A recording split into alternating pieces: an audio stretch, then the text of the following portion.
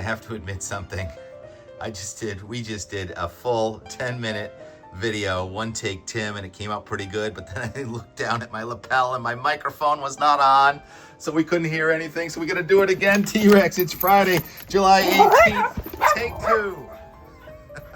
This guy was so dramatic just a few minutes ago. I hope it's still dramatic. Oh yeah, the temperature's even down another half a degree. It was 72, now it's 71.5 degrees at what was 6 a.m. is now 6:15 a.m.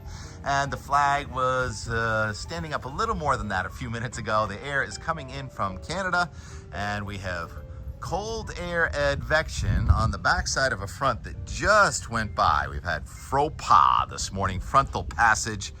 Kate in Dartmouth, Massachusetts says, it was 80 degrees at my house at midnight. How can that be? Well, that happens on these fronts. You get the warmest air, even if it is the middle of the night, right at the front. Steve, gonna go up on the table? Sure, no problem. But now the front is going by New England and the regional temperature roundup.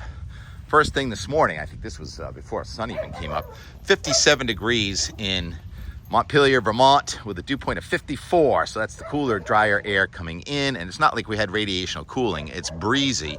And in Boston, we were still in the 70s with a dew point in the 60s, but that is changing by the second. The dew point is falling. T-Rex just ran up the stairs. He's having a little spaz out. Please, T-Rex, stop. The clouds you see are moving offshore, and yesterday was a stormy day in parts of New England. Damage reports coming in from as far south as Derry, New Hampshire. After sunset, there was a severe thunderstorm, caused some damage, and then you have a red dot up there over central Maine, and it was a funnel cloud reported on the southeast side of Moosehead Lake, and then severe weather all the way up to Van Buren, Maine. Moosehead Lake this morning, sparkling. And there was also this image on the socials of a funnel cloud over Lake Winnipesaukee, and Weir Lundstedt saw it and shared it and says, yeah, there was a speck there on the radar. It certainly looked like something, the view from Moultonborough of that funnel over Lake Winnipesaukee over Tuftonborough. So yeah, very active sky day. That was the transition out of day 3 of our third heat wave of 2025 in New England. So now you can open up the windows, shut off the air conditioning. The breeze will come through the house. Fresh air for New England. But the front is stalled to our south. National advisories, watches, and warnings say the heat is still on. Heat advisories in North Carolina, heat advisories and warnings in Arkansas, It's hot every day in Arizona. And then a flood watch where the front is stalled again. More flooding today. Kentucky to Virginia. That's where the front is. We can see that on the surface analysis. The forecast actually for 2 p.m. And an analysis is real data from a time, like a current time. Then this would be a forecast. And the closer the range, the more accurate it's going to be with that front stalled there over the mid-Atlantic states and the heavy rain off to our south, and the blue H coming at New England. The blue H is high pressure, and it's a nice one with refreshing air from Canada. And the isobars are going to be slacking, getting farther apart. So the pressure gradient is going to be decreasing this afternoon, and by tomorrow morning, there are no isobars over New England. So what that means is a night of radiational cooling here in the Northeast could get us down into the 40s in a few spots tomorrow morning. I'm following Steve in circles on this table. It's kind of funny. All right, Steve, why don't you go over, do whatever you want.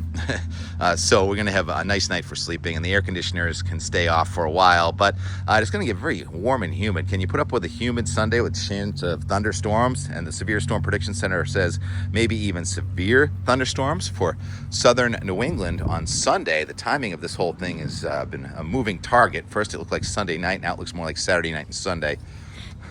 Steve, did I say Boston Mediogram? I am talking about it with the temperature today near 80 and the dew point supposedly falling to 49. So the red line and the blue line, the farther apart they are from one another, the less humid it is, and they stay far apart tomorrow with a temperature near 80, and light winds, variable winds. Good beach day tomorrow. Clouds are going to increase late in the day, especially in western New England. Then Sunday, and it's going to be a rough day with showers and thunderstorms in New England, primarily I think first in the morning, exiting western New England, and then exiting eastern New England in the afternoon for a nice sunset on Sunday, but it's very sticky again.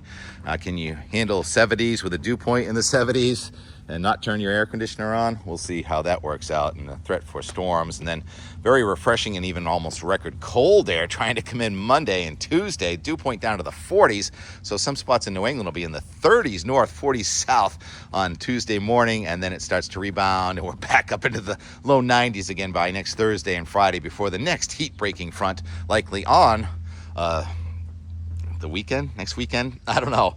Thursdays and Fridays have been the days, and we've had them timing change. Remember, at one point today was supposed to be the day of the front, and I guess technically it was today, but it was in the middle of the night and before the sun came up, so the severe threat was a day ahead of what we thought from 5 days out. So these forecasts are always moving targets. So let's go to the Euro now. I'm not even going to use the high-res NAM for the Sunday event. We'll talk more about that tomorrow.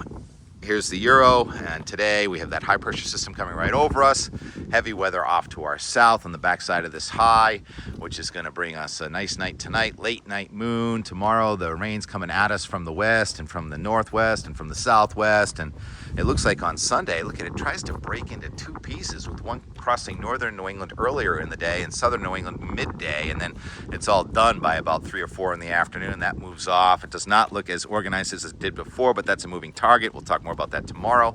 And then here comes another even stronger, cooler high pressure system out of Canada on Monday. It's a fairly breezy Sunday night Monday, and that high is pushing the thicknesses down through, what is it, 558, 552, even 546 just north of New England. So record challenging cold here, possible both Tuesday morning and Wednesday morning. And then the high moves offshore, and the heat's going to try and come back at us, and it is serious heat in the middle of the nation, 100 degrees next week. And we're going to have a couple of fronts, one coming at us on Thursday and Friday. Maybe it tries to break the heat a little bit there, and then Saturday the heat tries to rebound. Then Sunday, another wave of energy. And some of these waves of energy, by the way, are mesoscale convective systems.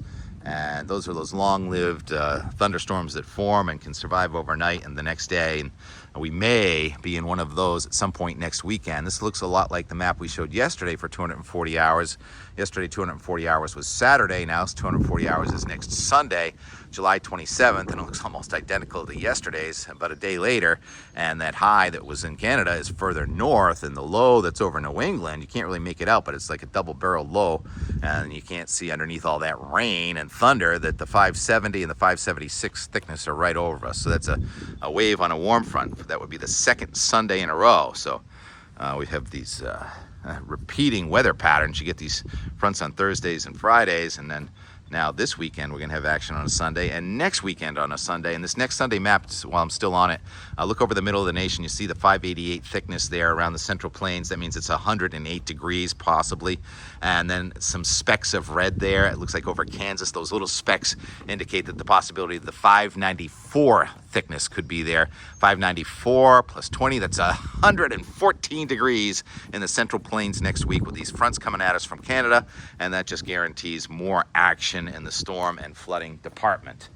It is no illusion that there has been a lot of flooding this year in the lower 48, and yeah, a warming planet will tend to do that with the humidity levels building and building. So cycles in weather can be longer than cycles of humans on Earth, and this kind of stuff was happening in the 30s. That's when some of those records were set on the Colorado River in Texas, and our worst hurricanes in 1938 here in New England. We haven't really had a bad one in almost 60 years. I mean, a category 3. Bob was not a category 3. It was close, though. It was close to a major hurricane. That was in 1991.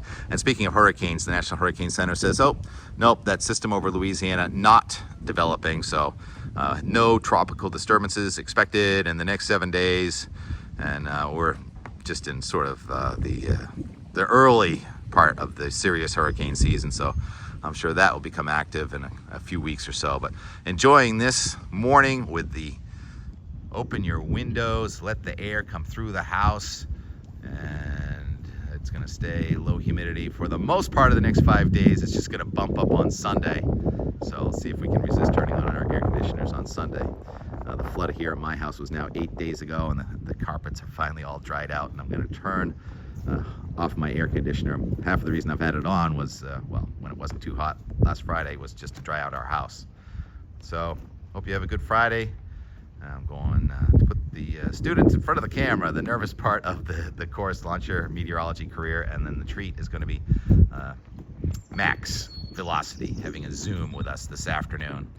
All right, so I got to get on the road. A quick edit, the more from yesterday, just watching our sky and talking about the temperature and the wind and watching the severe threat in northern New England, and then closing it out with some music from the Cohasset Common.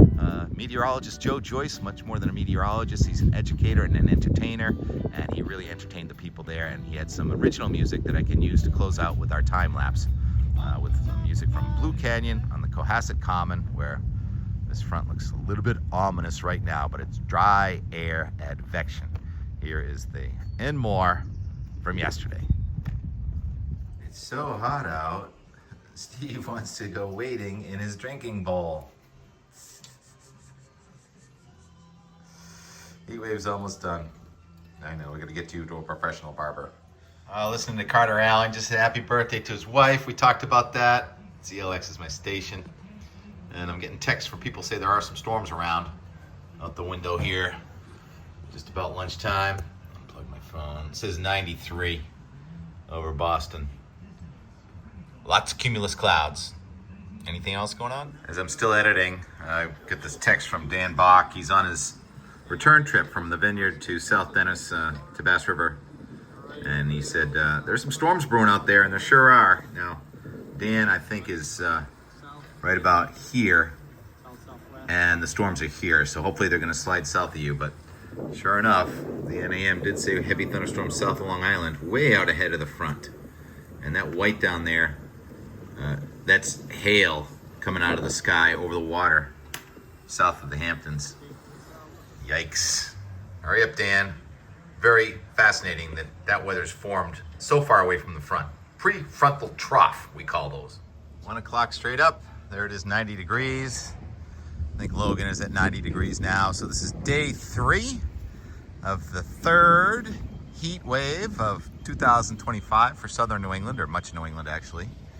T-Rex just loving the sunshine. And each of these heat waves has been a 3-day heat wave, or maybe that first one was a 4-day heat wave. And so the storms are missing us off to the south and the west in Boston right now. That heavy duty one off Cape Cod, south of Cape Cod, is weakening a bit. And the workers are really turning it out. Oh, just had a horsefly, sorry. Yeah, he was just leaning over the rail, like kind of laying over the rail working on it. I don't know, conditioning the concrete, whatever they're doing. And these forms they're building right now are formidable forms, not the kind that are going to go away. These look like they're going to be here to stay, so maybe they're going to do some fancy woodwork on the outside of the concrete that's yet to be poured down in there. Oh, there's the old mudslide. And what else did I want to say? Breezy. Thursday, Sherry Spear hosting the future meteorologist this morning at the Channel 25 in Boston. Thank you, Sherry, and everybody. The sky waves there. Yep, fun time lapse today, no doubt, which is now yesterday, right? 1:30. We break for tankers. Bolero. I can't read it, can you?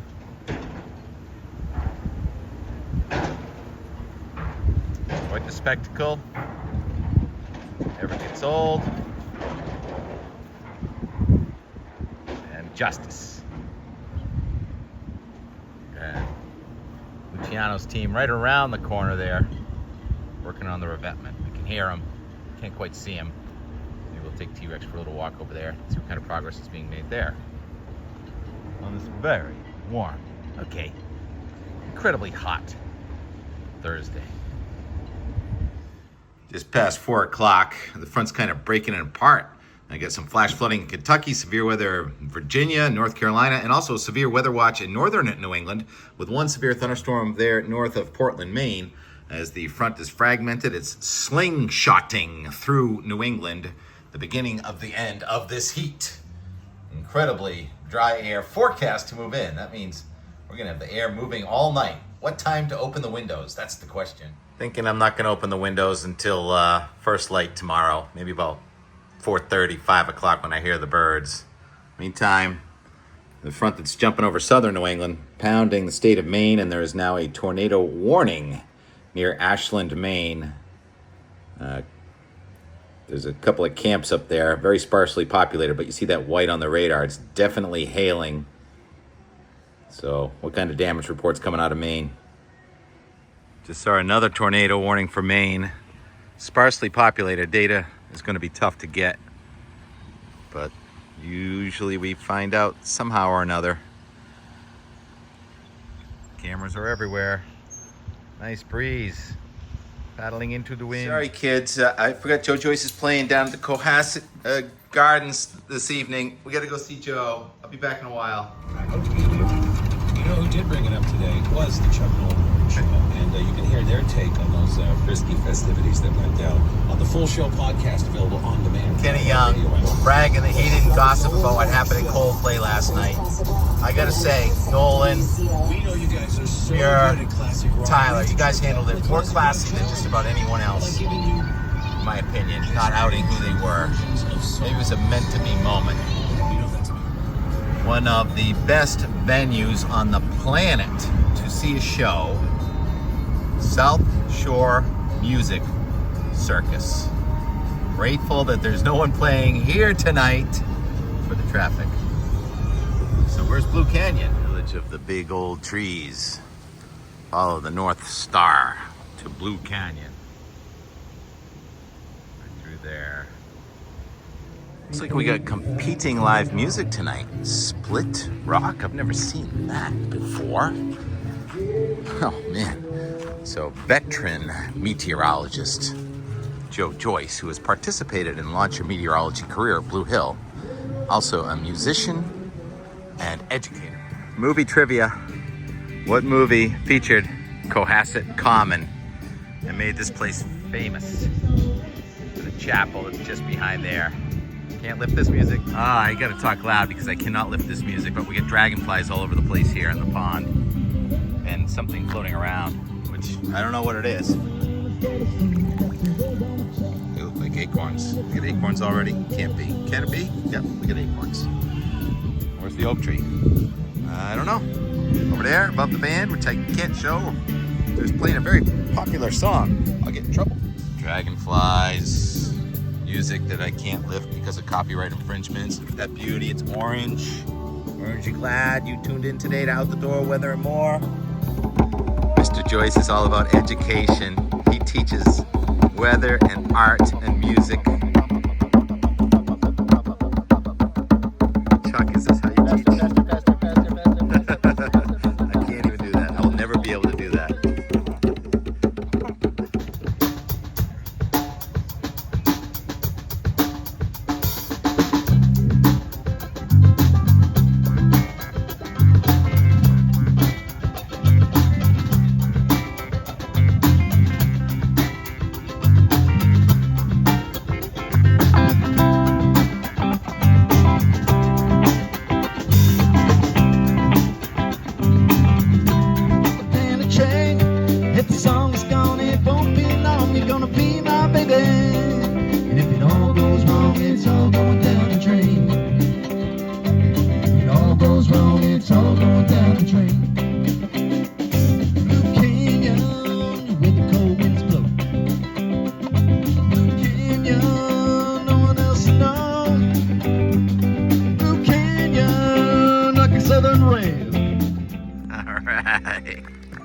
That is Blue Canyon by Blue Canyon.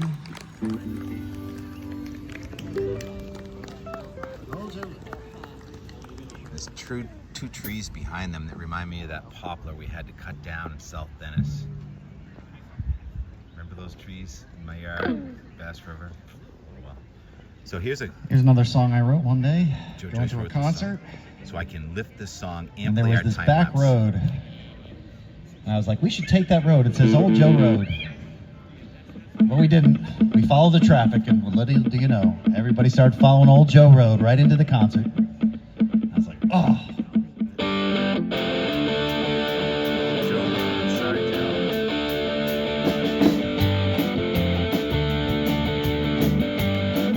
All right, time lapse from Hit the road, I'm Todd following the and music from Cohasset. Thanks for watching. Talk to you tomorrow. Play us out. Blue Canyon. Under the bridges and overcast, and knocking over riches.